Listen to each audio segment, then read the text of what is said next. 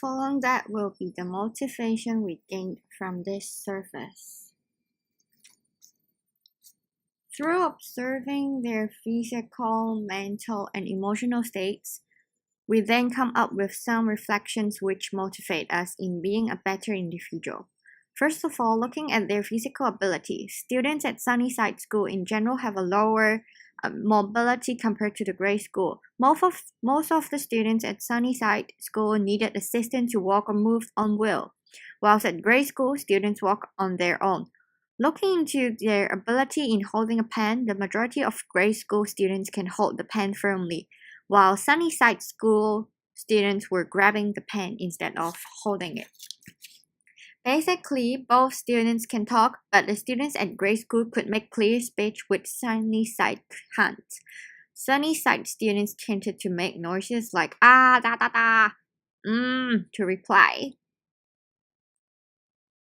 At Sunnyside School, students' eyeballs tended to locate sideways when there's a blind boy and a boy who can barely see. On the other hand, there are only 3 students in which 2 of them are twins who have this problem. Other students have eyeballs like us located in the center. It made us difficult to place the tablet at Sunnyside as we doubt that whether we located the tablet correctly. Quite a number of students at Sunnyside School leaked their saliva, with only 8 normal students did it. Nonetheless, there's no such problem being observed at grade school. It is observed that there were 3 boys who loved to hold something in their hands for the feeling of security at grade school, which this didn't happen at Sunnyside School. For the mental state, we observe that both schools has a high level of understanding, which they can understand what we're talking about to them.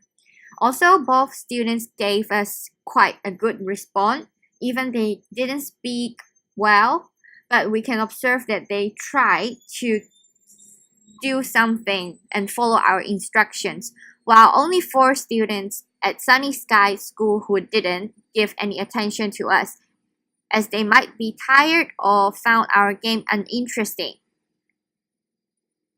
Except the twin girls at grade school, most of the students gave us response, cause I guess the twin girls might have a lower intellectual ability, that's why they're not following our instructions. And for the physical response, Sunnyside School students tend to have a low physical response. Around 12 of them attempted to follow our instruction, while 8 of them could not or believed to be unable to follow or unwilling to follow. There's more students at grade school who are able to follow our instructions, except for the twin girls. And for the emotional observation, we found that the majority of the students at both schools are quite stable. There were 5 boys in Sunnyside School who kept running around or could not sit still, and there were a boy at grade school who kept running around and another boy trying to tear a paper apart. While there were 5 girls at Sunnyside School who maintained silence, which might be they show low interest in our activities or they are autism students. At grade school, there were 3 boys who keep silence all the time, which are believed to be autism or they find uninterested in activities. For the concentration level of both school students, I think it really depends because both schools have students who can stay there coloring and drawing for quite a long time, while there were a number of them kept running around or walking around the room or looking somewhere else. And here are some observations. Sunnyside School students, they have a low physical abilities, thereby activities should offer them some opportunities to use their limbs to move around more, like our activities for the fishing part and the tearing the cover for the double-sided tape. Like as the picture showed, we try to fold the corner for them so it is easier for them to tear. And for the low ability to talk, I think they cannot express themselves like we can. So emotions and needs cards or stickers can be made together with the role play to explain what are those, which can help them to identify their emotions and needs to the teachers. And also they need love, care, and patience at Sunnyside School. which 1-to-1 ratio of staff to student is recommended to show their love and care to them. Also, it needs time and patience to understand their expressions or facial emotions. For the students at grade school, I think they need patience because they have a higher ability and mobility. They tend to be more active, as I observed. So it might be difficult for teachers to get their attention in class and to teach them new things. So through my experience getting along with them, I found that repeating myself for the same thing helps to strengthen their memories and help them to learn new things.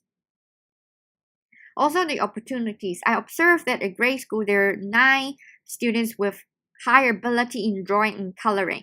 And I think there's a lack of opportunity for them to show their skills, perhaps. And there's a boy who can speak well in English and Chinese, which I think his strength might be in language. So by learning new language or other languages might help him to have a brighter future, become a translator.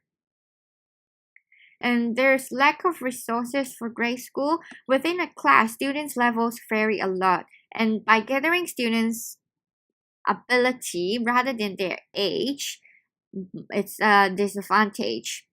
Because by grouping them by their abilities can bring out a more effective learning. And teacher to student ratio at grade school is 1-to-6, which more often students who are brighter and those who need more care will have more care.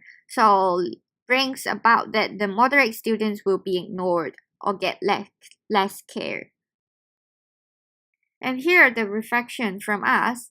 Pay respect on the needed ones, treasure and be thankful for what we have, appreciate the effort people paid but not only focusing on the final products, be humble to serve.